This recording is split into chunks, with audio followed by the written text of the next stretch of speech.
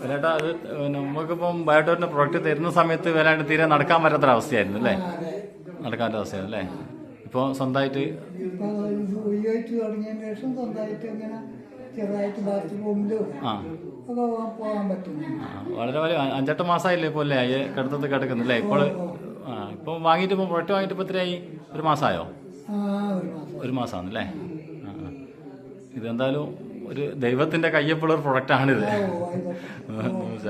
അപ്പോൾ എന്തായാലും വ്യത്യാസങ്ങൾ ഉണ്ടാവും. അപ്പോൾ പിന്നെ എന്തായാലും ഇങ്ങനെ തന്നെ ഉണ്ട്. നന്നായി വരട്ടെ.